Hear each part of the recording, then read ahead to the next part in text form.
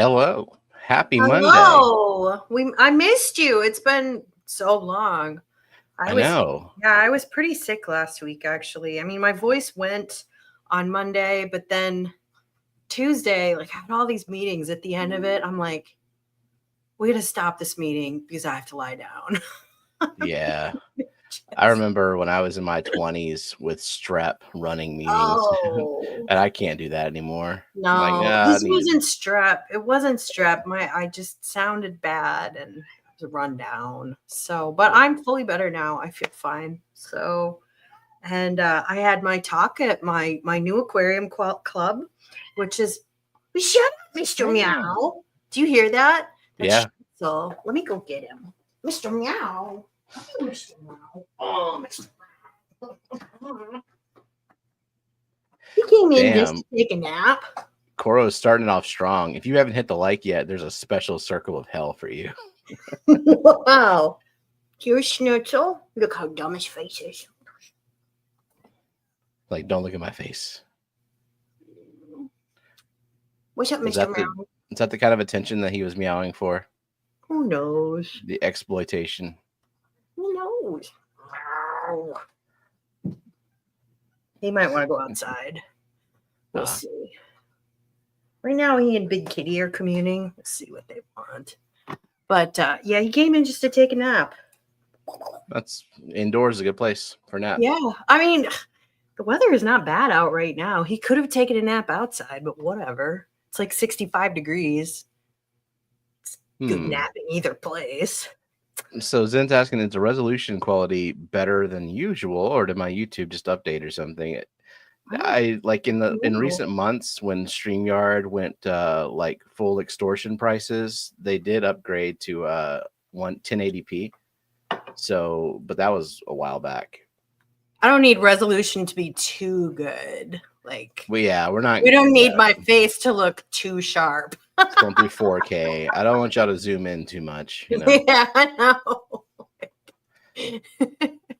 Got to leave something to the imagination. That's right. Anyways, I was going to say I spoke at my aquarium club. Yeah, so how did that go? People listening. I think it went really well. Lots of really nice people I met. Fort Wayne Aquarium Society. They meet on Mondays. Yeah, really nice people. I talked about CO2 and my beginner's CO2 talk.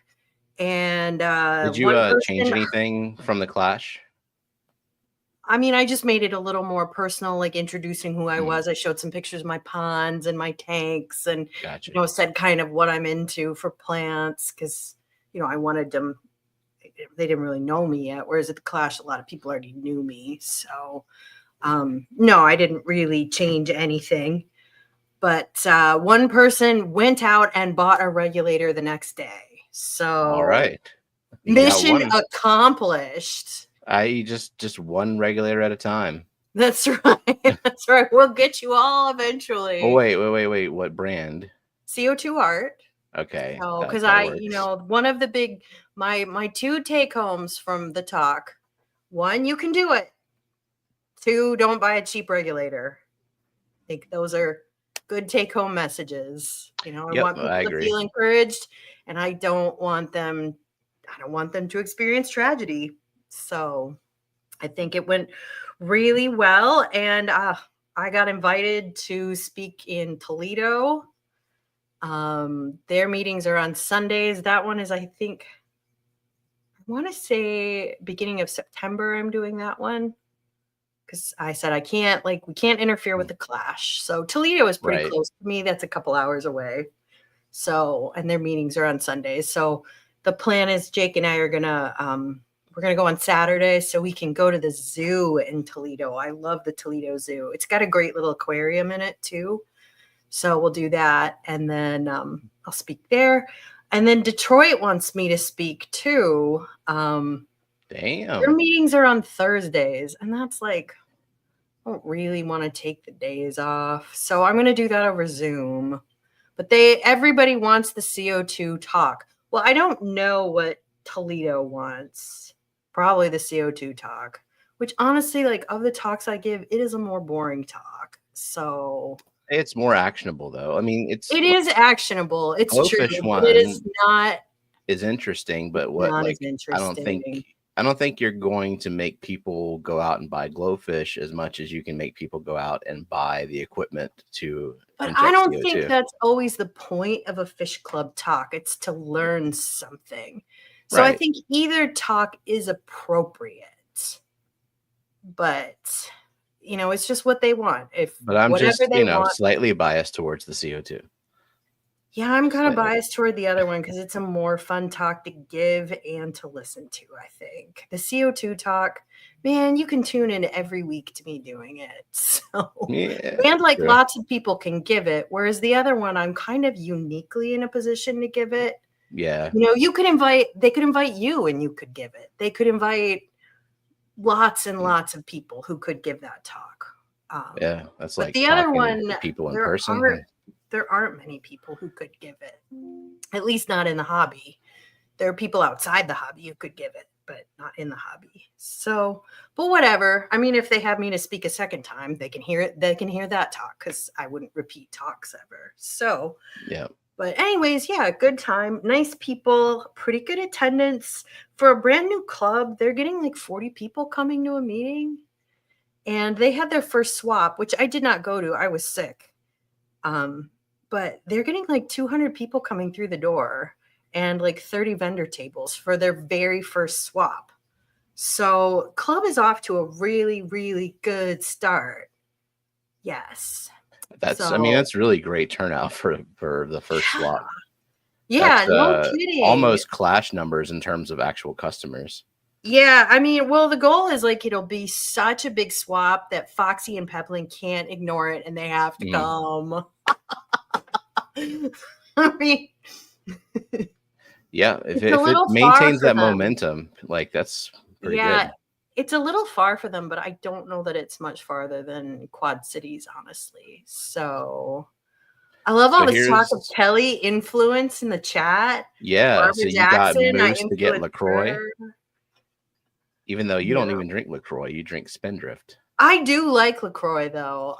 But if you want fancier LaCroix, Spindrift is it. And I'm a person with very few vices. I don't drink, I don't smoke, I eat a lot of vegetables. I need something in my life that's like bougie, in the words of our dear friend Emily, and this is it. So, and it has like anywhere from 3 to 5 calories a can. So I would consider it a non-calorie drink because I don't drink calories. So I mean, if you ignore the Red Bull that I just chugged, I mostly drink water. you do mostly drink water and you drink a little bit of black coffee, right? Yeah. Like you drink a little in the morning. Coffee, water, whiskey, and I'll drink soda, which is bad. Like when I'm on vacation or out, I'll drink soda, but then I'll drink too much soda and I'll get really dehydrated and not even realize it. No. Well, you've had 2 kidney stones. You have to be a little more careful, Yeah. Yep. And that sucks. You don't want to do that again. As a direct consequence that you can feel. Yeah. I mean, yeah, you don't want to do that. So yeah, you have to be careful. So I just like to eat cake too much.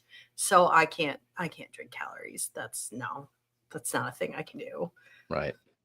Something has to give. But anyways, really excited to see that Emily has bought a GLA regulator. Good job. That's exciting. I'm excited to see what plants you grow. And Emily, I've got your Lotus divided. I divided lotuses on Saturday, so all my water lilies are divided and my lotuses. The lotuses are a much bigger, stinkier job to divide because the biggest ones, I swear they weigh 60 pounds. They stink to high heaven. When you the pull them out lily of the did not pot. smell very good either. Oh, but the lotuses smell worse. So they're just gross. But I've got them portioned out into packages. I'm going to write up something on how to grow them for everyone and get them sent out. And that's nice to have that chore done because now it's just, and I've potted up anything that people have given me as gifts. So I'm waiting on, and Ted's in the chat. Have you grown Nymphea Zouphae? XUEFEI, 2 words. It's supposed to be really small, like Helvula. It's a new one I'm trying. I want to know if you know any gossip on it, but that one is on its way.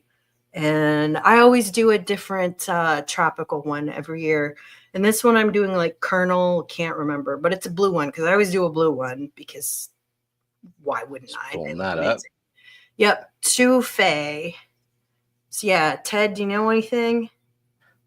So pygmy red hardy water lily. Yeah, and some pictures make it look a little more pink than red. At least where I bought it from, it looks a little pinker. This is Pond Plants Online, which I mean, I got it from Chalili, and I've never ordered from Chalili before, but like my favorite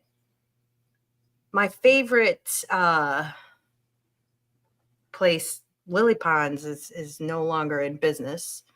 And Tricker, I don't know. I don't want to order Hardee's from Tricker anymore. I've had a couple of bad experiences of mislabeled things. So, we're going to try this place out. Dr. So Ted says no. Izia. Yeah. So anyways, we'll see what I think of it, Ted. I'll put pictures up when it blooms so we can see it. We'll see if it's a good performer. Because like Helvula is a great performer. So Helvula is a dwarf water lily, very hardy, very unkillable. Even though it's so tiny, it doesn't die.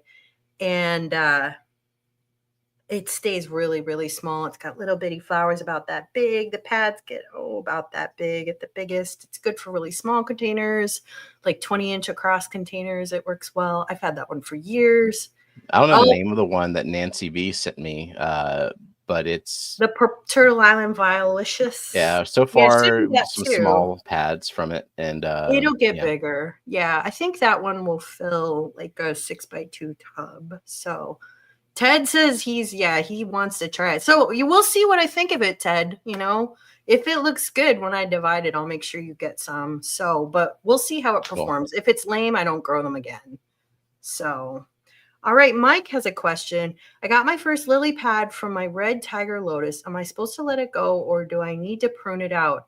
So if you're growing it in your tank, don't let it go to the surface. If it goes to the surface, just rip it off from the base. So is it true that once those lily pads, once they reach the surface and they get a taste of that atmospheric CO2, they basically are all going to do that? I've kind of seen that to be true. I think you do want to keep them a little more in check. Yeah. It's a plant you really need to keep in check. If you're growing it with CO2, it's too much. It's too much. Yeah, the pads get freaking gigantic, and it'll take over a 90-gallon tank, one plant, and it sends runners everywhere. Without CO2, it's a little more manageable, I think. Especially I thought about growing one and letting it divide for the plant farm, but people love it. Yeah, you get a lot of them, but it takes up too much space. Too much space, and the runners get everywhere. Yeah, it's crazy. Yeah. So anyways, Mike, just don't let it go to the surface. If it starts to go to the surface, just rip it out of the base. If it gets out of control for you, like I was pruning mine every week. And by pruning, I mean just pulling when I do a water change, just ripping them out at the base, the leaves. And I did do that every week. And then runners would go all over the tank. I'd pull those out. And it took a long time to get rid of them. So, but the choice is yours, how much you want to let that plant take over. Some people do let the pads go to the surface. The only problem is it shades your other plants. If you don't have any other plants in your tank, maybe you don't care. I mean, I've seen people who have open top tanks who let the pads go to the surface and they let it bloom, and it's quite pretty. And I've seen different colors of flowers on them. Sometimes they're white, sometimes they're pink. Kind of just depends which one you get. But just know that plant wants to be a water lily growing in a big pond that gets like 8 to 10 feet across with pads like that big around. So we're dwarfing it is ultimately a losing battle. Yeah. But it is a pretty plant for a while. It's just, I got sick of it. pruning Blixa japonica growing out of control. How do I prune it best to stay good looking, just smaller? So, I mean, it's a stem plant. So like the nodes are just very, very, very tightly together. So Yeah, it's a really you're short just, internode. yeah, you're just pulling off tufts of it from the outside is what I do. Like mine has grown so much. I've had to start throwing it away. I was saving a lot of it to send out for members, but like it's just, there's too much of it and not everyone's going to be able to grow it well. Yeah. So Yeah. I just yeah, like it can get out of control. Like it's a mid-ground I've plant got a and the huge clump 40, of it right here. it'll just keep spreading and spreading and spreading. Yeah, and I do like it. I think it's a very attractive plant. For me, like if I want it to be more manageable, I let my CO2 run out and it melts down to nothing because it doesn't like the change. Oh, there you go. Yeah, but I've found to prune it, you can just pull the clumps off. Like they break off really easily.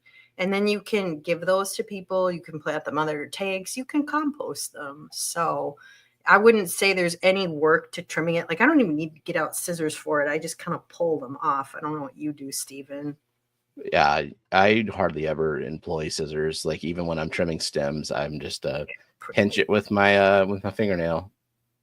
Yeah, and that one they break off pretty easy. So Yeah. I Monica love that WG, plant that's a though. I new love it. name. So welcome. Welcome. Great to have a new person. Glad you found us. So Let's let's see. see. Oh, Ted said he's outside fertilizing water lilies as we speak. Love it, Ted. Love it. Nice. It's great. Got to keep them blooming. It's the secret. Shamu's Fauntleroy is also a new name. Maybe these are a couple of people from your talk. It could be. I mean, if so, it was great meeting all of you. Emily says, speaking of shading plants, my Chihuahua light is now down in the 20% range for 5 hours a day until I can figure out a better balance without growing algae. So I don't know if I would drop my photo period quite that low. Yeah, I would keep it. I would do at least 8 hours. But I mean, you can drop it to 10%, or you even better, you can raise your light up if you have a way to do that. So I have one of them that's hanging on wires that's easy to adjust. They do make legs for them. I mean, I gotta find the wire stuff for my really weak aqua. Too. I mean, if you have to lower it to 10%, lower it to 10%. But I would do at least 8 hours of photo period per day, just because plants, while there are places on Earth where the photo period is 5 hours per day, none of our plants are growing in those conditions at that time. That would be a very cold, wintry time of the year. So this is I don't know if you've seen the weak aqua changeover from the fluval. This is the weak aqua, and I have this. Great. I have this down to like 9%, but it's like nine and a half hours a day. But I mean, the lights are just, and you can see it's pretty high up. The lights are just ridiculously powerful. Yeah, and that's true of the Chihiros too. They're very powerful. Right. I think I have this one at 20%. It's pretty low. So, but this one blasting at 100%. I have 2 fixtures. I kind of wish that it was a little brighter, but it's a very deep tank. Oh my goodness. Oh, it's a baby. It's one of my new baby Hillstream loaches from Jody P. Oh. I don't see them often because like there's so much vegetation in here. But he's up on the spray bar having a good time. Oh, nice. They're so cute. They're kind of a nice little thing to spot every now and again. She says very, very nice fish. So Cora says Kelley is team long photo period, and so am I. Like even longer. Yeah. I want to look at my tanks as much as possible. Yeah, I think I go 10 hours on mine. I think it's more biologically relevant to do a longer photo period. Rob Davenroy, is this a new person? Hello. I might have seen this person around, but welcome. If we haven't said such, wants to know if we have regular jobs. Oh God, full-time paid hobbyist. Sadly, yes. Stephen and I we are whores for corporate whores. America. Yeah, it's true. We have corporate jobs. We both work from home. I work in the pharmaceutical industry doing clinical and regulatory affairs. The most glamorous job you can have. So, I do project management. Yay. yeah. Yay. I mean, we And both that's why we do this, because this is That's so much right. more fun. It's why we have hobbies. It does not pay the we have our bills. jobs to pay for our hobbies. Right. Our hobbies are not our jobs. So, yeah. And I don't know if I want to make my hobby my job. Like, I've kind of done that before, and Yeah, I it have just two. I becomes don't a want to do it. drain. Yeah. Yeah, and I've had jobs where I was very emotionally connected to outcomes in my job. And, I used to be a professor of biology in another life, and you're very emotionally connected to your work, and it kind of breaks your heart when they fuck you over, which they do time and time again. And the pay is shit too, right? Yeah, whereas this, like, I am very clear what our relationship is. I know they don't care about me as a human being, and so I don't care about them. I'm there to do a job. I'm there to do good work, quality work. And that is how prostitution should be. Right, but they don't No own emotions. me. My emotions are for my family and my friends and Jake and my hobbies. Yeah. And in a way, it's better. So, because a job can really break your heart if you let it. So, pond update. This is Looks from Friday. Looks good. Wow. Dr. Ted told me to lower the pots. Yesterday Yeah. I went out and lowered the ones on the left because they were sitting at the highest. They'll be a little more invisible that way too. So that's Well, they're still pretty visible because of this bright ass gravel, but it'll kind of darken a little bit over time. And as they grow in, you'll notice them less. I mean, it depends what I'm growing, how low I keep it, but these are all weeds. Honestly, they're just and the cannas, like, I guess I keep my cannas maybe an inch or couple deep. I guess they're I don't about keep it 6 too deep. inches in the other pond. But I mean, the most compelling case that Ted made for lowering the pots is whenever I do get fish, he's sending me paradise fish eventually. Oh yeah, could be more safe. Yeah. More room to swim, and also an opportunity for them to actually pick off the substrate. Like, that's a food source for them. So yeah, I mean, I keep rice fish in my ponds. I don't think they really care. The goldfish, they're doing goldfish things. They're fine. So I don't like mine too low. One thing you can do is keep them high to get them growing in, and then lower them, because it does give them a head start to keep them a little higher. Like, especially with lotuses, having them about 1 inch deep when they start is good. And then you can lower them a bit. And in fact, I might lower mine a little more this year after they get going, because it's just less exposed for aphids. And I have a real problem with aphids where I live. Not everybody is going to, but I do. So that looks really great, though. this is the one visa that sends up a flower each week. Nice. Just one. The other two pots. So I noticed, like, I get a lot of these small pads surrounding the big pads. Would it be beneficial for me to trim off some of these small ones and promote larger ones? No, I mean, so some of those small pads are on their way to getting to be big pads. And that water lily is not overcrowded in the pot yet, because they start, like, pushing up aerial leaves that, like, curl up when they're overcrowded in the pot.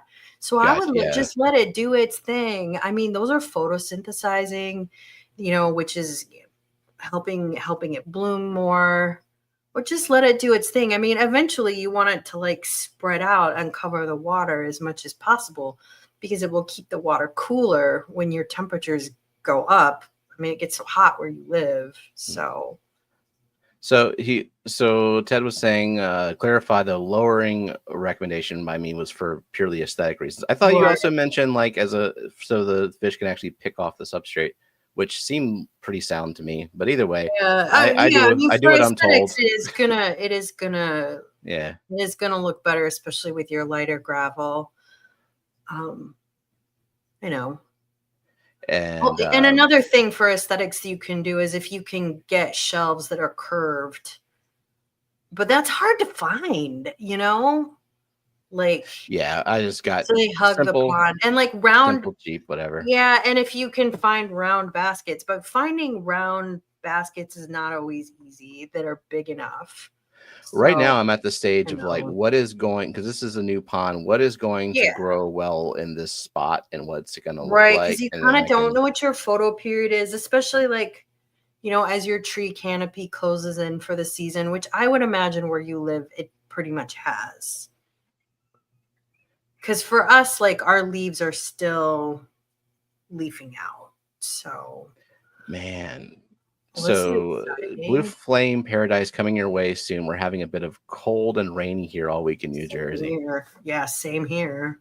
Wow. It'll be so It's much just hot rain, so much rain, here. but The not as much weather, as like Nancy B is drowning down in Tennessee. I mean, they like every day we're just getting the same storm going over and over, just looping around. I think they got like 6 inches of rain or something. That's so much rain. Vibes and Ted trying to hook up for a guest spot on Vibes' stream. I sent Love Vibes, it. I sent you Ted's email. So one of y'all has got to make contact. Love it. I have Check been your on Vibes spam. streams. Vibes has some awesome ponds, so you can talk about his ponds. And his ponds are farther along than ours because he's in Texas. So, you know, he's got all kinds of stuff blooming that Yeah. I'm just not there yet. See you later, Jack. Thanks for stopping by. I know it's late over there. Yeah, it's nice to start the pond season early, but also it's nice to not have to go full breakdown of the pond Yeah. when winter hits. Yeah. I mean, I don't entirely break down my ponds because I leave the one standing. You know, it's a permanent fixture in the yard. And the things that are hardy in my climate, I do leave outside, and they've lived through some very, very cold winters. I mean, they lived through a one winter where we got down to -40 for like 3 days. And if they'll survive that, you can survive anything. It's insane. So yeah. Tiny kitty, shut up. I wanted to give an orchid update. Yeah, I want to see that. I almost bought an orchid at Home Depot. Was it last weekend? But I was spending enough money. Womp womp. Looks Well, I mean, how long do these flowers last? Because this one's doing okay. It's a little droopy there. I mean, I they think last. I am not an orchid expert. I am under the impression that they last like a month, maybe. I don't know, maybe a little more than that, but they don't last forever. You do trim off the orchid flower spike when you're done, but I'm not very knowledgeable about, like, you go and you trim it like below and like the first node or something, but you're gonna have to read up on that. I am not an expert on it. That's what I'm Chat not an GPT told me. So obviously it's Oh, well, true. there you go. I think doesn't what's his name grow them? Yes. Who filled in for me 2 weeks? Luke Wong. Oh yeah. He told grows me them, doesn't like he? this kind may not do well long term Yeah. with wet feet. And yeah, so I have it sitting up top. So sometimes water level gets low, it's pretty dry, and then it comes up and maybe a little bit too saturated. I don't know. It was just for funsies, and if it turns to shit, then I'll just grow something else out of there. Yeah. So Ted suggests curved shelves with kidney-shaped pots curved to a tub. Yeah, those kidney-shaped baskets. I wish they were bigger. Like they're only like 2 feet long. They're just not as big as they could be, but they do hug the side of a pond really well. So it's always a challenge. Maybe if you have a really big 3D printer, you can print the baskets you want, but you would need a pretty big one. I don't know. I don't know anything about 3D printing, but I'm sure there are people in the chat who want to tell me about it. So There's some people with some 3D printers out there. Yeah.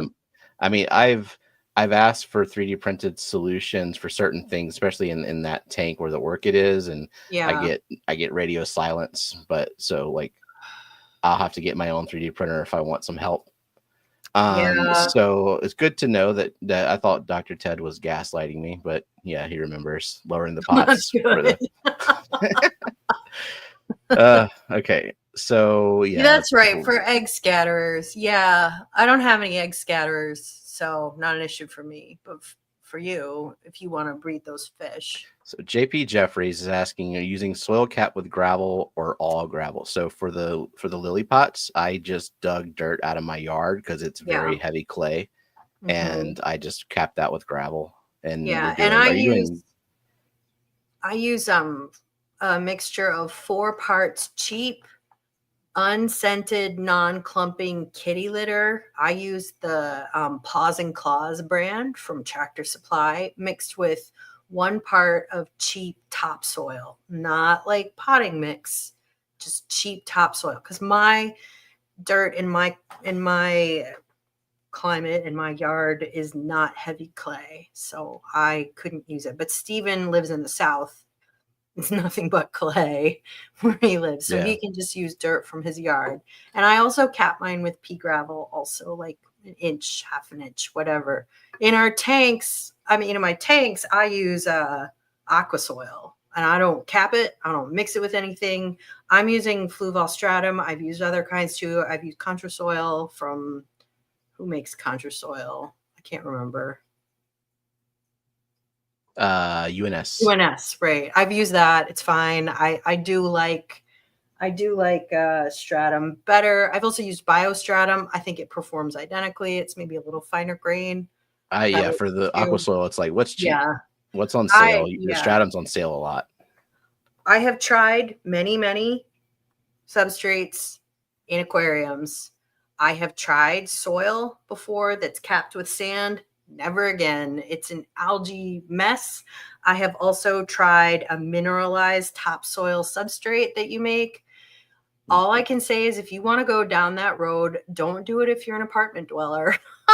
It's such a mess. Oh my God, it's such a mess. Did you say aqua soil capped with sand was an algae problem or soil? No. Oh, okay. Mineralized topsoil. Yeah. Okay. So what you do is you take cheap topsoil and you soak it in a bucket until it leaches not all organic matter out of it, and then you bake it until it's dry, and then you amend it with like a little bit of clay and a little bit of dolomite, some other things, some peat. Oh God, don't do that if you live in an apartment. Just don't do it. I lived in a condo at the time. I had no yard. Don't do it. Oh my God. But it also was an algae disgusting mess. Oh, I was not very pleased with that substrate. Both of us have used sand. So the black diamond blasting sand, I think works well. I like aqua soil better, but it's a good cheap method and it looks good, easy to plant in. I have also used gravel. I think it's a little bit hard to plant in my opinion. Aqua soil is also kind of a pain to plant in unless you get so much benefit out of it. I think gravel's harder to plant in though. I honestly think aqua soil, even in a low tech tank, is kind of an easy mode for starting off a planted tank. Yeah. You just use your light to control things. Don't worry about excess nutrients. Just use your light. Yeah. But I like aqua soil. I think it's worth the money. I think it gives you the most control and the best start. I know it's a lot of money. If you're going to cheap out on something, it is something you can cheap out on. Please don't cheap out on your CO2 regulator or your canister filter, but it is something you can cheap out on. So, yeah. So Zenny says, well, I did try to grow vanilla orchids twice, but the cuttings I got were subpar and just rotted away. $50 I'll never get back. I have grown vanilla orchids. I didn't get them to bloom. I got them for free when I was an undergrad. I was working in the greenhouse as an undergrad, and they forgot what kind this is. They did not grow that well. They didn't bloom. It was in my dorm. Isn't it a phalaenopsis? That's the most common orchid. Right. I am not an orchid expert. So vanilla, vanilla, the scientific name is Vanilla planifolia. Peplin said that Eduardo is, so I could ask him Haven't Well, there seen you him around in a go. while. But Yeah, yeah, so he can grow them out in his Ted's yard. telling me to read his book like I haven't yet. I've had that book for 2 years. I've read it, and I looked at it again. But yeah, right now I'm just I'm in the what's going to grow under that tree stage. Yeah, And then well, I mean, that's because you need to know how much light you have, what will grow in that amount of light. And it's not always, there's not always a lot of good information on that out there. So thank you, no. June. Thank Hey, you. June, thanks for the 10 memberships. They went to Meet Bicycle for 2, which was someone we met on McStreamy last Friday. And we thought it was Nice. Coro under one of his alternate accounts. He has so many of them. So Yeah. many. And Noelle Brucker, I saw her in chat earlier. Haven't seen her in a while, so welcome. And Barbara Jackson, Night Owl Aquatics, Garage Gills, Sean Riva, DPT RYT, Vanessa Janine, Johnny Fishface, and David's Aquatics. Nice. Nice. So Vibes asks, why potting soil for your pond aquatic plants? I use lava rocks topped with pea gravel. That's it.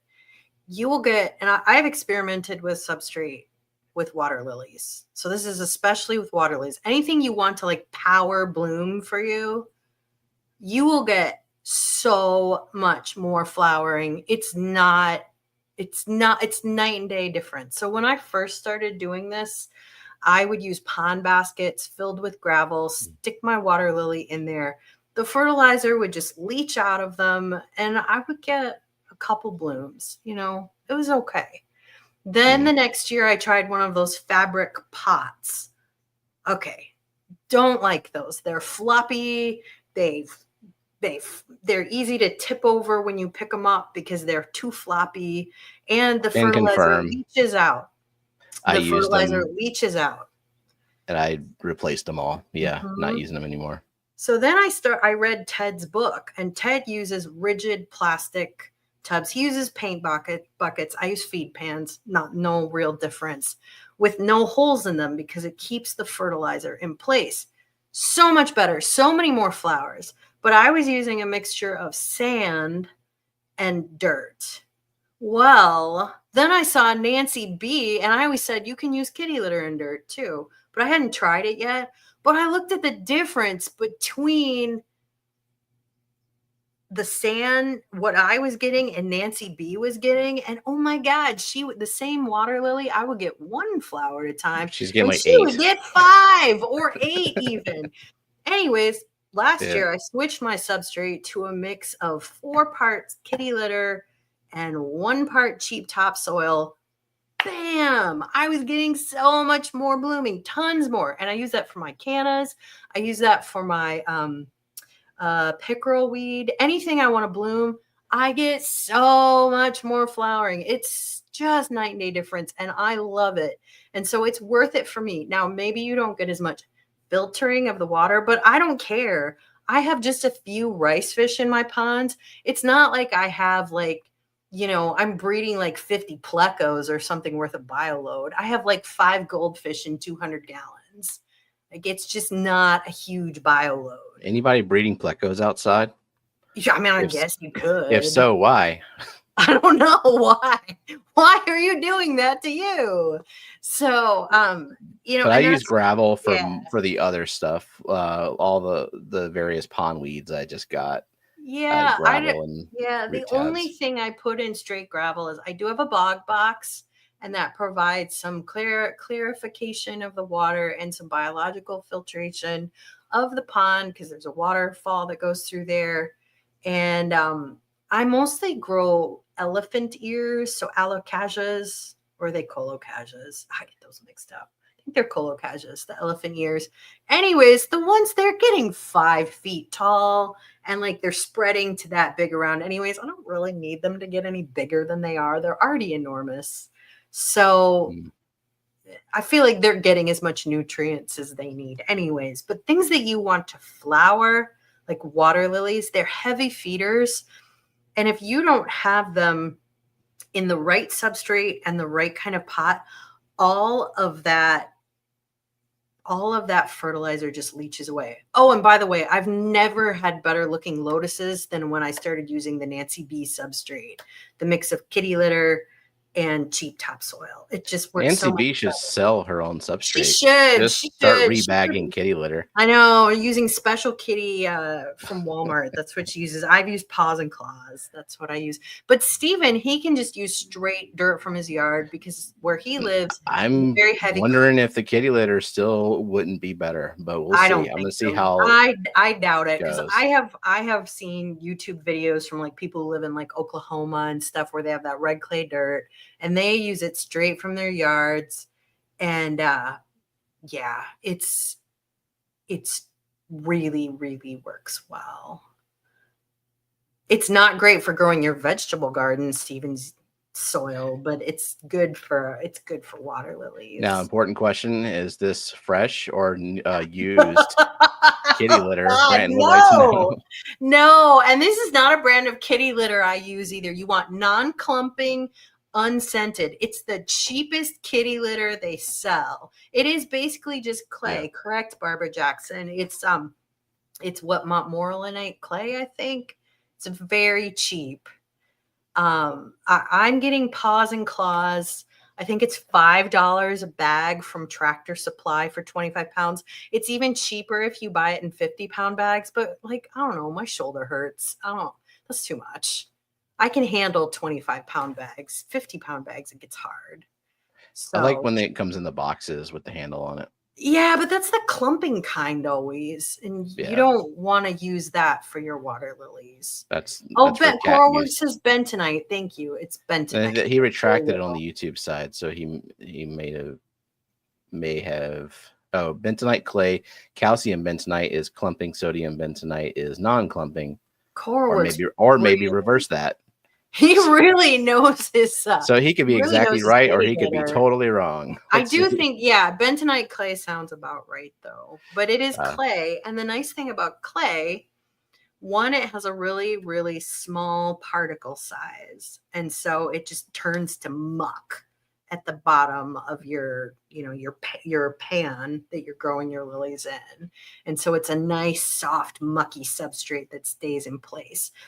Two, it has a very high cation exchange capacity. And that means that positively charged ions adsorb to the surface of it where they can be available for the roots for growth. So they hold on to nutrients so roots can get them. It's a lot more efficient instead of leaching into the water column. Right. And it's more efficient even for aquatic plants versus fertilizing the water column. You have a much higher concentration. Yeah. And water lilies are heavy feeders. They are heavier feeders than the plants in our tanks. They need a lot more fertilizer to keep them blooming. They need a lot more, especially phosphorus, which is the middle number of NPK.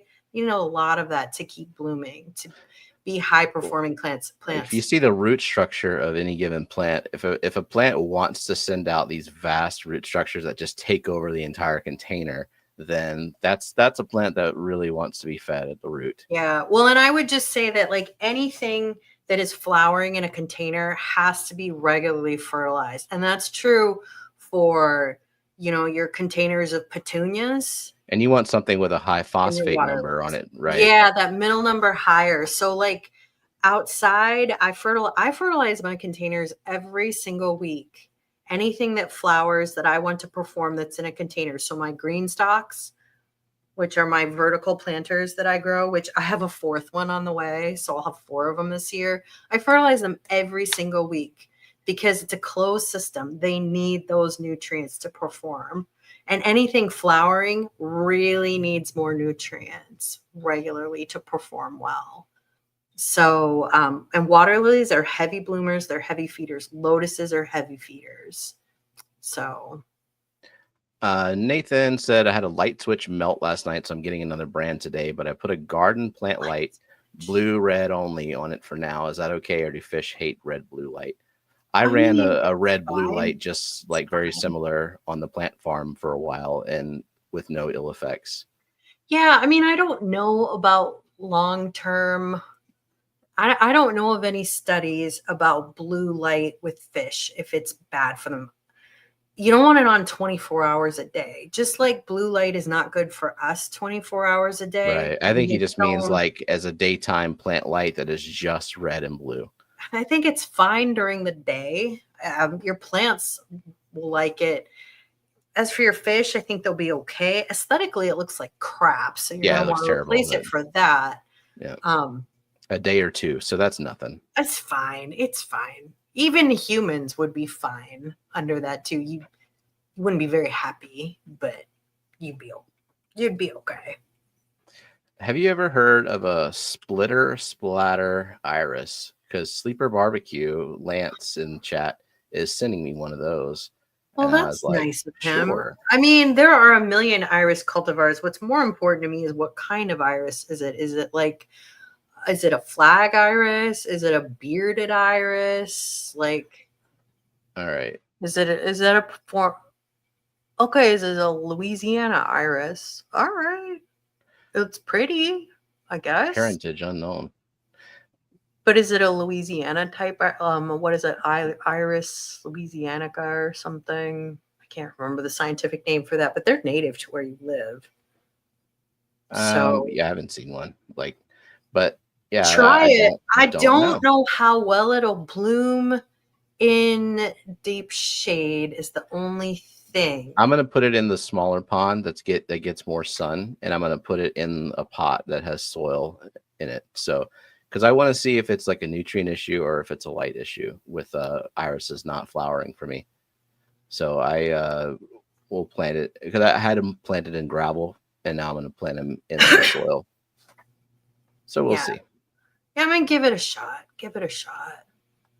It was nice of him to send it. Don't send one to me though, because I don't have room for irises.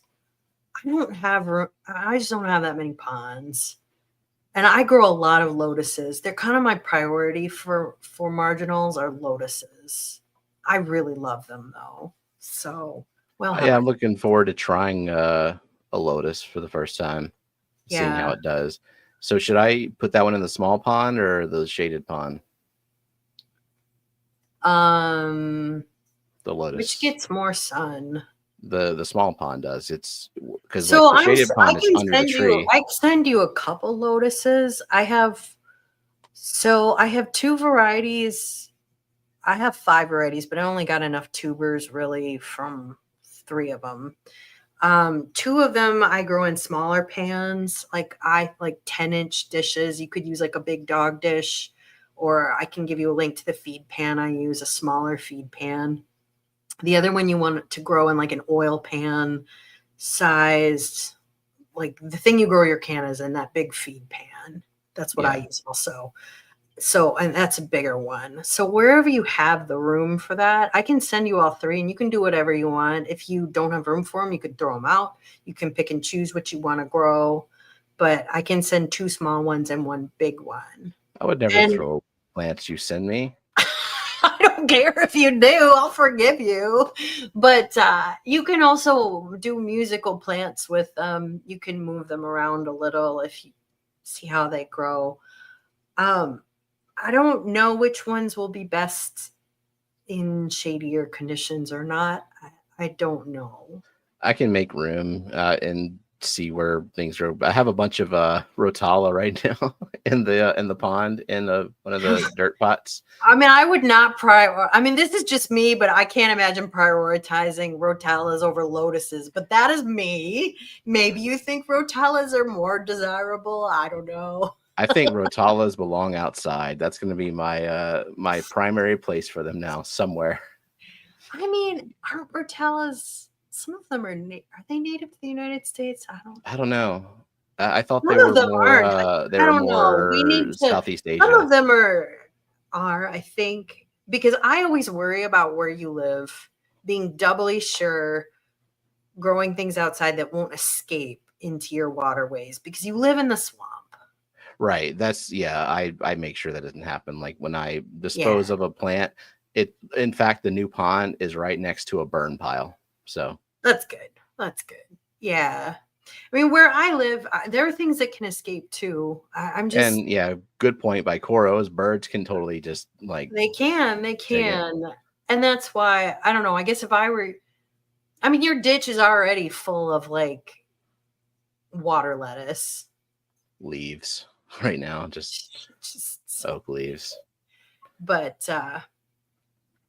you know, like water hyacinth is not hardy where I live, so I can grow it. Doesn't matter. I bought one of them actually yesterday for Jody P, because you know I'm going to send her some stuff. I'm like, I'll just pick her up one so she can grow it too. So for her ponds, but. So Webb's called it Louisiana variety. Well, there you go. Well, you know, and that's native to where you live. Might as well. Yeah, I just don't. I haven't grown those before, so I can't say how much sun they need, if it's sufficient. So Ted says full sun. So early spring, full sun. Okay, so I'll just keep it in the small pond, and yeah.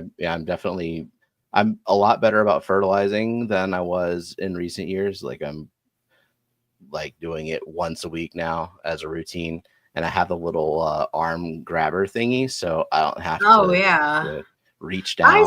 I should get one. I should get one of those. Yeah, like one of the little coral feeding alligator mouth thingies. Yeah. I've seen the ones that have like a little injector on them, so you can like really stick them into your pond plant. I just pull the thing out and stick it in, but they're a little heavy for me, you know, especially the big ones to pull out. So and some of them it's a little hard to reach to the middle of my center pond because I've got planters and other ponds around it, and it's hard to reach down into that. So I probably should get one to make. I don't want to hurt my back. So, and I fertilize every other week. I mean, I start them with a big feed, so I figure that can carry them for a month.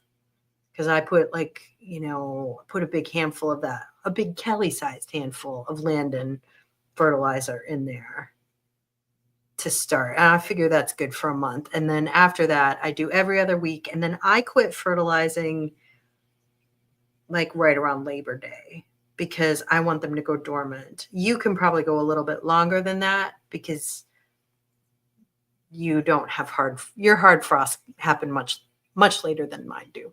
So mine happen usually in October. Very brief.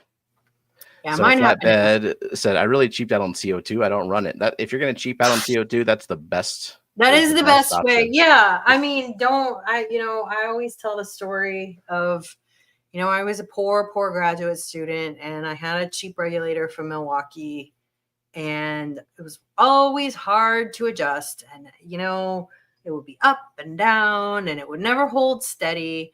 Well, one day I came home and it did something called end of tank dump. And that's where a whole, like about a pound of CO2 dumped into the water of 2 tanks because I had it powering 2 tanks, killed every single fish and shrimp that was in there, including some really, really, really beautiful Praecox rainbows. That really broke my heart. They were like 3 years old. They looked really, really good. And it was so bad. I was writing my thesis at the time. I just quit the hobby for a while. I'm like, fuck it. I just took that. I took that tank and I heaved it into the dumpster. I moved anyways. It was bad. I didn't take it out into a field and beat it.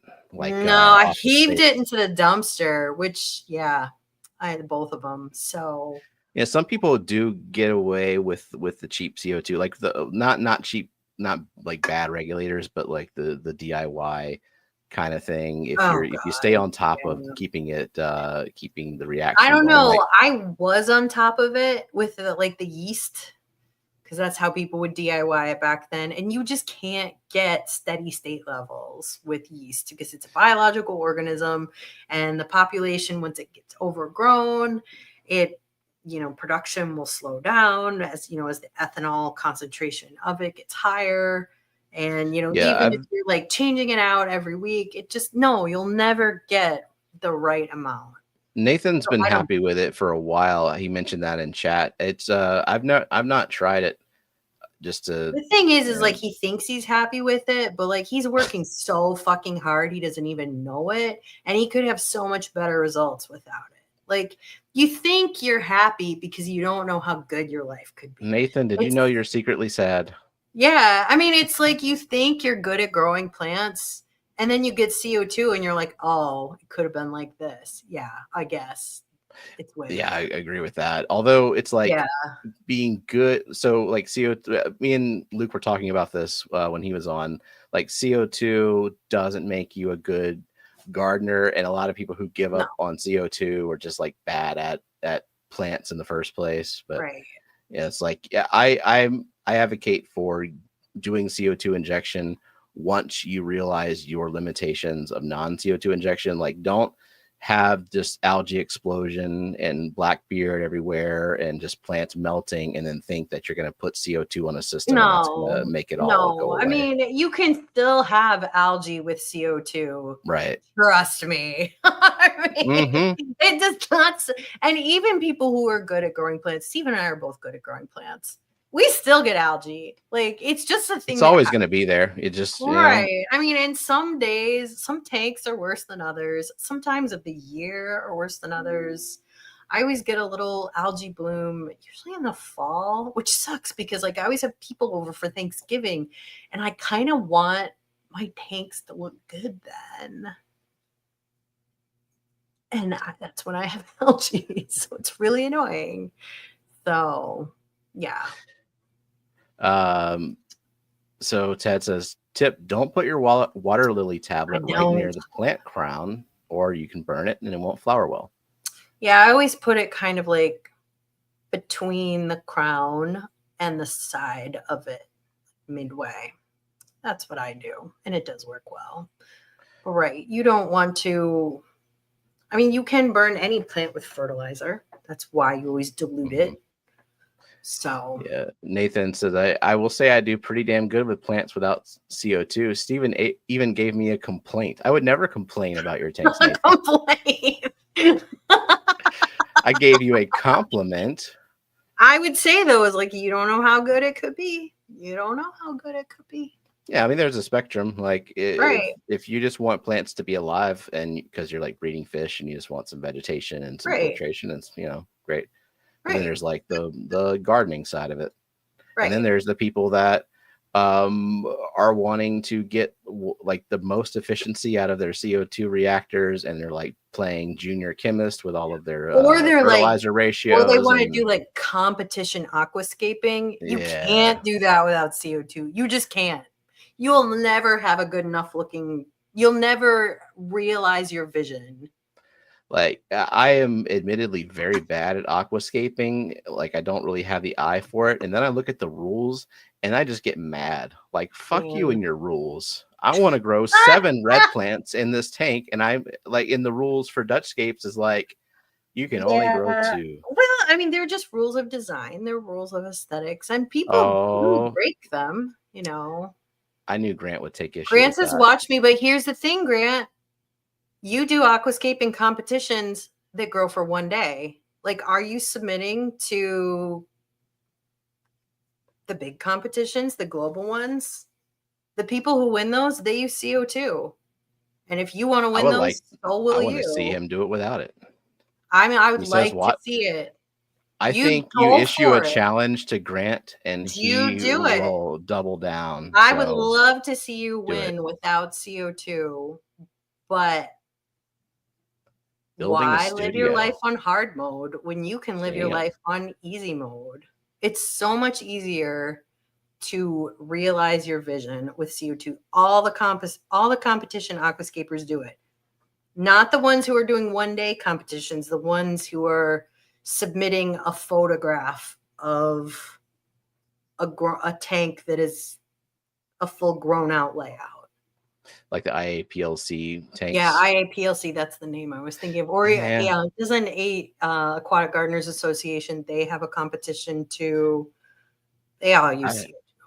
I just don't like the rules. Like, no, I just want to grow. You don't have to. You know, I want my red plants next to my red plants. It's not my jam either because I don't really want to build little scenes. I just don't care. I don't want a mountain scene. I don't. I mean, I would love to I have one don't in like theory. diorama tanks. I just want a garden. That's all I do. I mean, outside, I don't really want like a formal Japanese garden outside. I just want to grow plants that I like. I'm not a mad plant collector. That's not really my jam, which is fine if you want to do that too. That's what most of my tanks are right now, are kind of collectoritis tanks. Collectoritis. Yeah, and that's okay if that's what you want to do. I just want to garden indoors, outdoors. That's kind of what I Tony care Loon about. used to have a 1,600-gallon pond in her backyard, came with the house, didn't know a thing about ponds. Neighbor accused her of keeping it as a breeding ground for mosquitoes. Well, I Now mean, she regrets if you tearing it don't know what you're apart. doing, yeah, if you don't know what you're doing, you can breed a lot of mosquitoes. I'm terrified of mosquitoes. So fish will eat every single mosquito larva that's in there. But I use, they're called mosquito dunks. They are made of the bacteria Bacillus thuringiensis, which is a natural way to control, they're called holometabolous insects. So they're any insect that goes through a metamorphosis. So, it has like a worm larval stage, so like a caterpillar or a mosquito, and then it metamorphosizes into a flying adult. So they're holometabolous insects. That's pretty much the only thing I'm aware of that it harms. It doesn't harm your fish, it doesn't harm your cats or your dogs. It won't harm other insects, so it won't harm bees. Bees are not holometabolous, but you want to be careful not to like spray. You don't want to spray your yard with it because it is going to harm caterpillars that turn into butterflies, and we want butterflies. So just don't spray it everywhere. But I do use mosquito dunks because I'm paranoid about mosquitoes. I am so sensitive to them. I get eaten alive. I live right by the Three Rivers confluence of Fort Wayne, so I live kind of in a swampy area. There's lots of mosquitoes, and I just get bit up so bad I can't make it any worse for myself. Your fish will eat them, but even besides that, I still use mosquito dunks because they're cheap. You can also get mosquito bits. They're the same thing. Mhm. So use those. And you can also educate your neighbor. A lot of mosquitoes, where they come from, are gutters that are not cleaned. So keep your gutters cleaned. Make sure you don't have little containers around. Bless you. Bless you. Oh, goodness. Make sure you don't have containers of standing water around, because that's a great way to breed mosquitoes too. So that's something you can do for hygiene. But if you have a 1,600-gallon pond with no fish and no mosquito dunks, you are going to breed billions of mosquitoes, just billions of them, unless frogs get in there to eat them. I ordered a bunch of mosquito ducks this year. Yeah. Just to be responsible, so people don't complain. Be like, no. Yeah, I use them killing them for you because I'm afraid of mosquitoes, so I use them. So I wanted to address this because we talk about CO2 a lot, and I think people get the idea that no, your tank is going to look like shit unless you have CO2. There's a proper context for that. Yeah. And it is just like CO2 is always a limiting factor in a submerged planted tank. Yep. And so increasing CO2 content, because there's always CO2 in the water, increasing CO2 content will make plants grow faster, better looking, more robust. But it doesn't mean you can't have a nice tank without it. I have and there's different definitions of tanks. Nice. Yep. Yeah. There's different definitions of nice, right? I mean, your definition of nice and mine are not the same thing. But the other thing is your KH greatly affects how good your tank is going to look like with and without CO2. The lower KH and the type of plants that you want to put in there too. Yeah. The lower your KH is for every kind of plant, the better it will grow, whether you use CO2 or not. And I've seen some very beautiful no CO2 tanks. They have out of the tap though KH like 1. Yeah. It's like they're not no CO2 tanks. They are just like low CO2 tanks, but low KH makes it easier for plants to take in that. It's more bioavailable. It's more bioavailable because not many plants can metabolize carbonate. Yeah, just a few. They just In fact, don't. I sent And even then, they don't Lance, prefer it. They would prefer CO2. right, They all would prefer. but they're adapted to take in bicarbonate. I sent Lance a plant pack that is mostly bicarbonate users, some dwarf sag, a couple of different types of val, and then some, you know what, I'm not even going to say it just in case. I don't know if I was supposed to send it. I'll just leave it at that. But yeah, some plants that are going to do well in his water, hopefully. Yeah. And the thing is this, it's what do you want your hobby to be like? You could tell me like, oh, you would breed so much more fish if you did X, Y, and Z. I don't really care about breeding fish. It's not my hobby for me. It's not what I want my life to be. I'm not into it, but maybe you're into it. And that's cool. You should set up your tanks that make you happy. But so Grant, what plants specifically? Because there is some nuance to that. He's saying I found many plants. My low pH. I can't think of any plant that prefers harder water. I think there is some correlation, not equaling causation issues there, just because like the chemistry doesn't check out and plant physiology doesn't check out with that. But there are some plants that can just chew through that KH, and if like even if you have not an ideal environment for most of your plants, those plants will do well. Yeah, they'll do well. And also by harder water, if you take that exact same tank though, and you put CO2 on it, they'll do even better. The definition of harder water though is not high KH. If a plant likes harder water, it likes the higher calcium and magnesium cations. Yeah, and all plants need some general hardness. They need some. And I'm not aware of any plant that is miserable in high GH necessarily. I mean, let's say you have a GH of 15, but your KH is low. I'm not aware of any plant that's necessarily miserable in that. But if your GH out of the tap is 0, you have to add some. Because like plants do need... Yeah, like Stephen has. Your fish need it too. They need some. Now, how much is enough? That varies somewhat. Calcium and magnesium are not macronutrients for plants. They're micronutrients. That said, they're a little higher than some other micronutrients. But the macronutrients are NPKs. And when I say macronutrients, I'm not talking about carbon. Carbon is the macroest of macronutrients. The Mac Daddy macro. The Mac Daddy of macronutrients. We don't usually, they don't talk about that as a macronutrient because all these things, this language evolved for terrestrial plant growers where you have unlimited CO2. Yeah, carbon is taken for granted. It's not an issue. It's not an issue.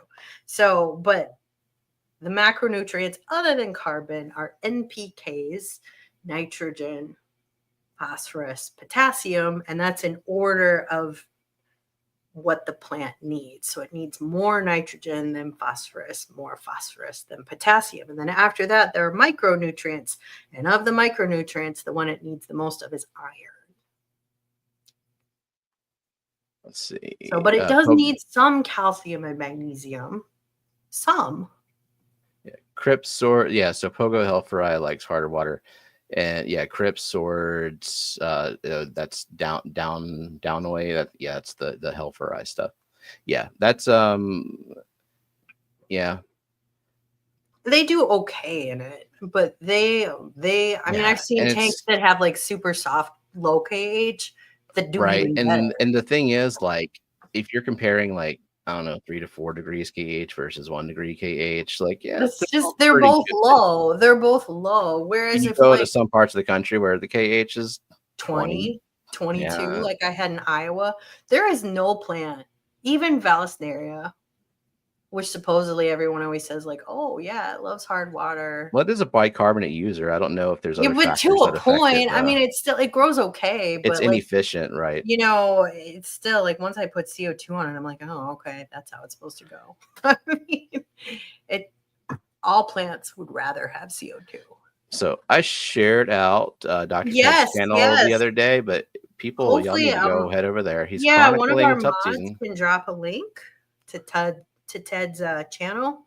He also plays guitar in his videos. That's pretty cool. You know, if you're looking for like music made by a person, Ted's a person making music. That's pretty cool. Indeed.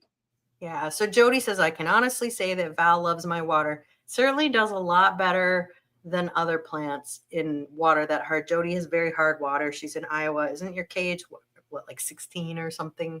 She's 15, on a well. I think she's got it lower. She's working on lowering it in her CO2 injected tank down to like 7, which that's pretty good. That's about what we have. helpful. We can do a lot with that. I know that. So she's using RO water, 15 on the top. Yeah, I had I've 22 been though. That sucked, man. That sucked. And I've in some of my other tanks, I've been lowering the KH down a little bit more as I go. Yeah. Like, and I'm kind of settling on them being at 2. And my that's observation yeah, that's great. is that it's everything is growing just a little bit better. Like it.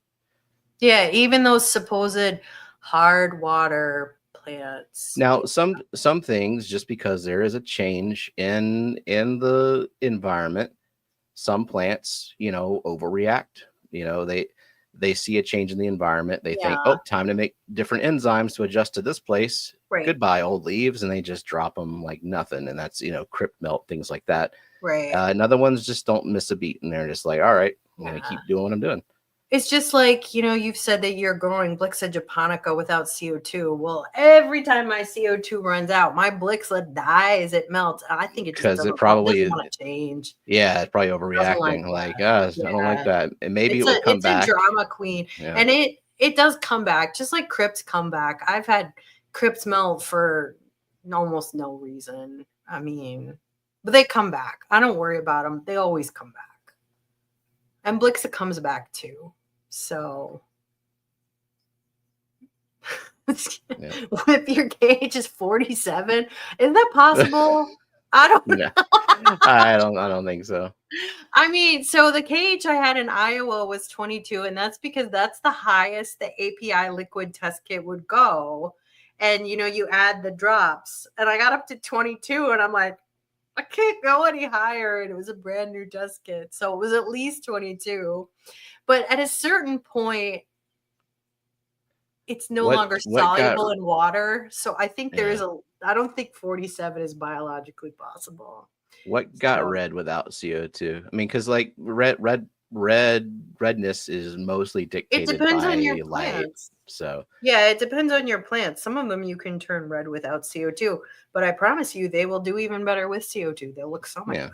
That's just the way that different goes. ways. Like there is no single plant that reacts the same as another plant.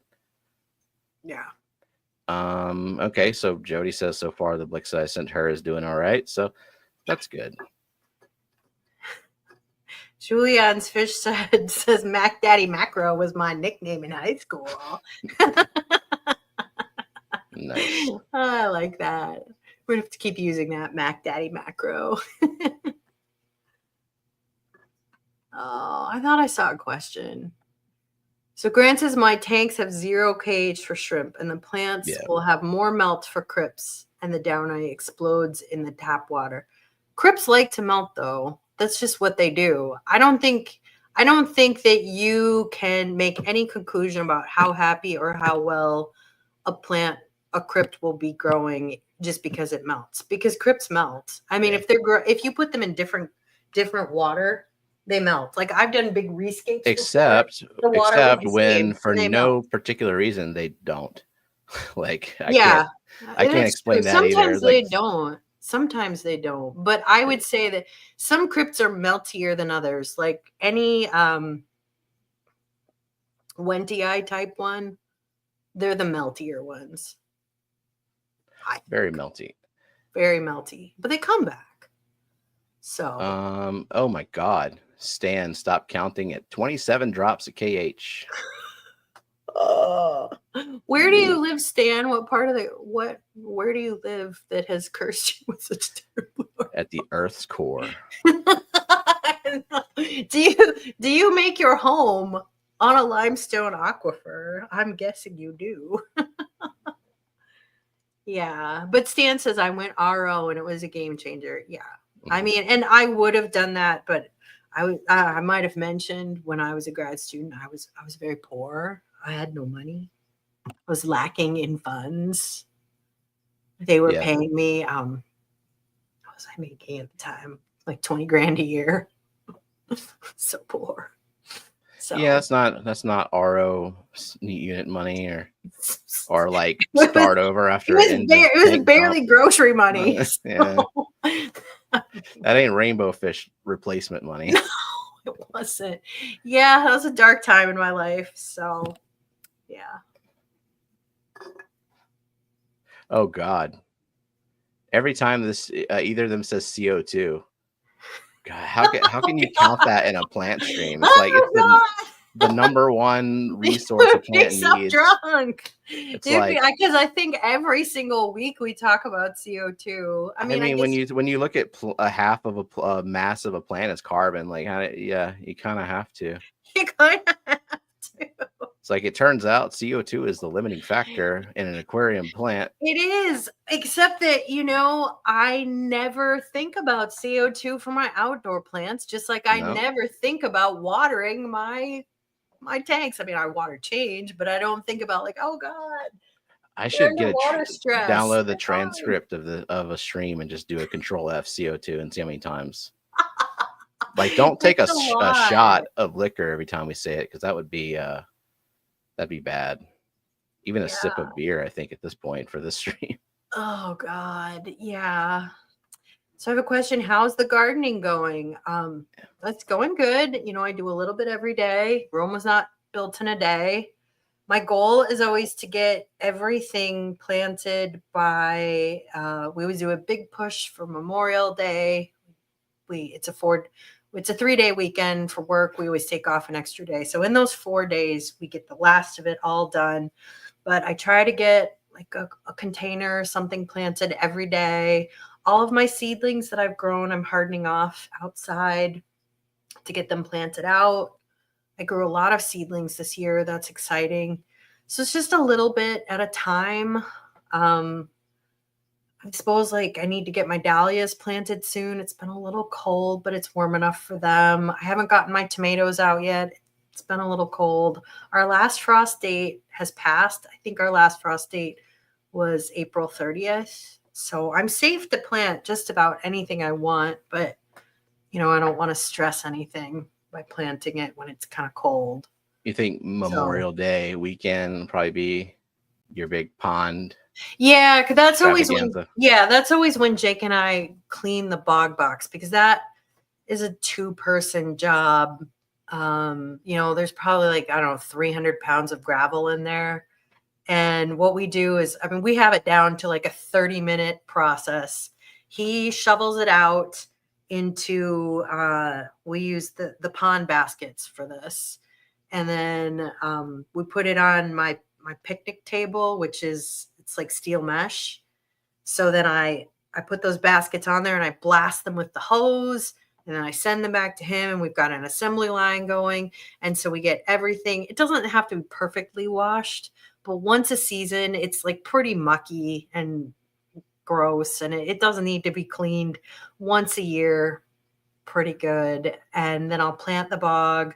But I try to get like all the lilies are planted before then. I do have a tropical lily that hasn't come yet, and that Zufei one that I talked about at the beginning, that one hasn't come yet. That's a hardy one. So the moment it comes, I can plant it. But I have a lot of flowers that need to get planted still. Just one thing at a time. I have a corporate job. I can do 10 minutes here and there. I live by a garden center. It's like not even a mile from my house. So I can pop over there, buy a few things, come back, plant them. So one thing at a time, one thing at a time. The pond empire was not built in a day. It takes about a month. So it's so sad that you have to break it. Like, you only get like, I don't know, 3 or 4 good months. So sad. We're always so sad in October. And like last year when we took it down, it hadn't frosted yet. Like we could have gotten another probably 2 more weeks out of it. But we were going to Germany, and like we're like, we got to get this done Yeah. before we go to Germany. It was in, I think we went to Germany in November 4th, and it was really late year for frost. And like there were flowers that I ripped off. I tore it down.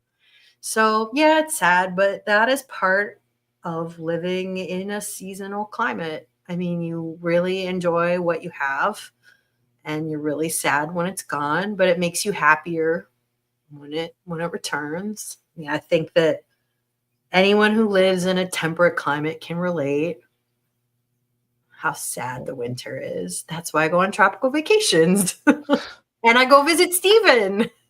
Yeah, we're very tropical down here in February. Well, I mean, you're more tropical than Indiana, so Yeah. Well, I was looking through some photos, and if the anti-carbon people are still here, I mean, here's some confirmation of like you can do a good bit without sure. I CO2 know. injection. And you know what? If that tank was in my home, I would think it was a lovely tank, and I Yeah. would be happy with it. And if your tank looks like that, don't let anyone tell you it's ugly, because it's beautiful. Yeah, and this is like my highest light non-CO2 injected tank. And like I know because like right next to it, I've got CO2 injected tanks. If I injected CO2, things would get a little bit more pop of color. Things would grow faster. But you really have to do an A/B comparison to really Right. notice it, and then you have to care. And like I don't this one, I don't care. You know, Yeah, that's I've reached good. my limit for sure. I mean, And then and the like other thing here, is like there's only so many CO2 injected tanks you can handle. oh They God, are yeah. more work. They're And more then work this to one, this is trim. like super low light, super low maintenance, and I got no complaints. I'm not going to put Yeah. CO2 in this just so I have to like trim a nubius more often. No thanks. Yeah. So yeah, and I've got little gardens like this. Most of them are like this. Most of them are not CO2 injected. And you have what, like 20 tanks? Mm-hmm. I don't think you could handle 20 tanks and a full-time job and 2 children. Nah, I'd have to give up something. Something would have to give. It's like I feel like I'm at my limit with 3 CO2 injected tanks. That's all. I couldn't do like the outdoor gardening and the yoga that I do. Like something, and I have a job too. You know, I'm not retired. Something would have to give. So, you know, if Yeah, you have like there's no 200 breeding tanks, you can't have 200 CO2 injected tanks right. and do anything else. It's just not. But Even if I you're like to retired, show I don't these feel like just you're when people think that we're getting too hard into the like CO2 injection. It's like there's just it's goal related, right? There's no magic to it. There is no right. like I can do this without CO2. It's like you can do that, and then if you add more CO2, you can do that better. And even if it looks good as a baseline, if you take away a limitation from a plant, it does better. That's Yeah. just kind of how life works, I guess. I But would say doesn't that mean you have to. you can't do that though with KH22 and no No, CO2. I would. It would be difficult. Yeah, Yeah, I don't think you can. Like it that I just, haven't tried. yeah, I don't recommend it. But maybe if you really want to experiment, you could, like, just to see how miserable you can be. Genesis Yeah. with the children with the first touch. Well, So eventually they're going to grow up and leave the house. So maybe Stephen could more have more fish rooms, tanks then. He entire could take fish over their rooms become rooms. available. I left your room exactly how you left it, except it's got about 40 tanks in it. And no bed. I mean, so Ted said, I find that my tubs, my KH drops versus in my tanks, even without rain dilution. I have found that too with the tub. Like I chested it and realized there was no KH in there at one point. So I just Yeah. tossed in crushed coral. I mean, part of it is rain. I think part of it is all the humates in the substrates that we use, like all the water lilies. I think that could have something to do with it. Probably.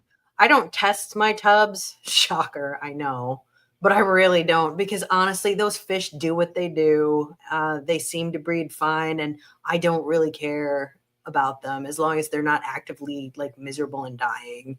I'm not trying to like have performance breeding out of my outdoor tubs. They're fine. So, but yeah, it wouldn't surprise me. I get a lot of rain here. Stephen gets a lot of even more rain where he lives. And so they're getting diluted all the time. I mean, we had, I think over the weekend, we got an inch of rain and we're getting another inch this week. So, but you guys get rain all the time down there. I mean, you live in the swamp. Yeah, except for that one summer we got none, and like Well, I mean, things droughts caught can on fire. Yeah. Droughts can happen anywhere, but that's pretty rare for you. I would say that floods are more common. So Zen says, I live in Texas where the holy rock is holy Yeah. because it's dissolving into the water. But somehow my KH is only 7-ish. Is KH not affected by that kind of stuff? It just depends. Are they taking the water out of your river? Are they mixing aquifer and river water? Are they doing something to change the KH, the water treatment plant? I don't know. It really depends. Mostly, I think her water is surface water. I don't know where from. So I looked it up a long time ago. Yeah, and river water is going to be, as a general trend, much lower KH than aquifer water because aquifers are limestone containing. It's what they are. Yeah. So it just depends what your municipality is doing to the water and where they're taking it from. Scotty wants to know 20 feet away. How do you keep gingers out of your tub? Well, Scotty, what are you doing? I'm the wrong person to ask because my yard is lousy with cats. Just millions and millions of cats. Just so many of them. You know, there are things in your life that are beyond your control. And so this is an indoor tub, I guess. I guess, yeah. But then how are you going to keep your indoor cats out of it? Good luck. Well, no, I assume both of his cats are indoors, so I'm guessing this is an indoor tub. Well, but he is an outdoor cat who is drinking out of his tub. Oh. I have cats drinking out of my tubs all the time. I wish they wouldn't. I do put out water for them because I want them to have less parasite load. I also deworm the outdoor cats a couple times a season because I don't want them to be sick. But they still drink out of the ponds. Like they still do. I don't know. That's just life. They don't seem to catch any fish. I don't know if they're trying. I feed them, so I don't think they care. But I wish they wouldn't mess around with my ponds because they knock shit over. But raccoons probably do that too. You just have to give up a certain amount of control with things that are outside as opposed to inside. I mean, people have pressure from deer eating things. I have cat pressure, raccoon pressure, aphids I have issues with. You just have to give up a certain amount of that. That is just life. You cannot control every aspect of what goes on outside of your door. You can't control what goes on inside your door either, but really with outside it. So and you can't control cats. So you cannot control cats. I would just learn to live with the cats. I mean, I guess you could put like red pepper around it or something, but I don't want to be mean to the cats. I don't want to cause them pain. So yeah, so flatbed, Mike said I'm not opposed to CO2. It's like anything in this hobby. We all do things the way we like. And for me, plants are 50% of my indoor hobby. I love them. I love growing things. I mean, I kind of have a green thumb. I grow things out of the water. I grow things under the water. I have house plants. I have terrariums. And outside, I kind of go a little crazy. Outside, plants are like 95% of the pond hobby. I won't say I care none about my fish, but I don't even feed them outside. They're on their own. So, it's a big part of the hobby for me. And this stream is called Wet Your Plants. So, we are kind of talking about what makes plants happiest.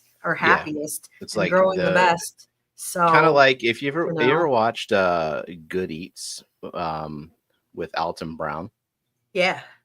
Yeah, like he cooks things in the most ridiculous way, but in the most optimal. Like this is Yeah. a very involved way to make everything come out the absolute best. But like I'm not doing that for every meal. That's insane. Yeah. But I mean, I figure that there's on FishTube, there are hundreds of shows and live streams about fish and shrimp and corals and livestock. But this one's about plants. And, you know, we stray outside that. Steve and I are not great at staying on topic, let's face it. Yeah. But it's called Wet Your Plants. So, you know. Wet them, and we could change it to gas your plants. It's true. It's true. One of these days, Alice. Who's Alice? Oh my. Okay. Well, it was before Sky. It was before my time, but I know what it is. But so old. Scotty doesn't know. So old. Why do you not know, Scotty? You're like as old as we are. He's my age. Did you grow up on an Amish settlement? If so, could you regrow that beard? Even they would know what the honeymooners is.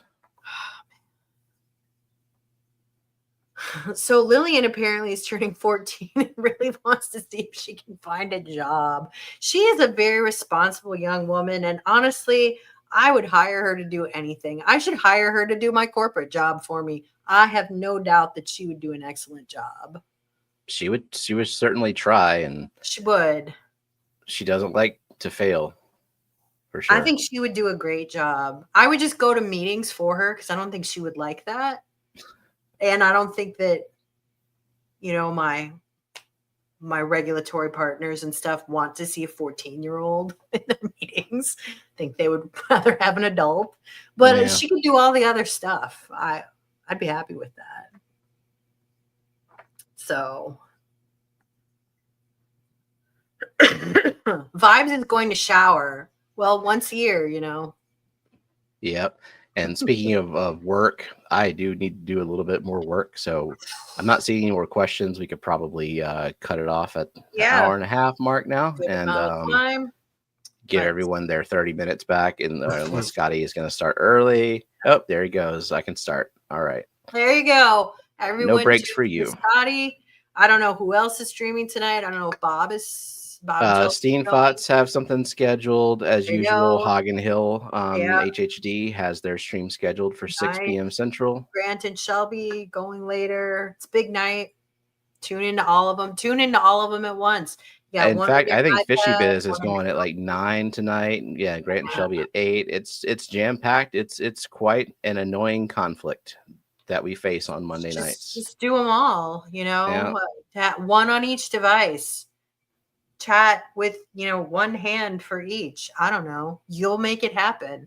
But thank you, everyone. You know, I missed you guys. You know, being away from you for 3 weeks, I missed you. Missed you. Yeah, thank you. And we'll see you all next week. Yep. Bye. Bye.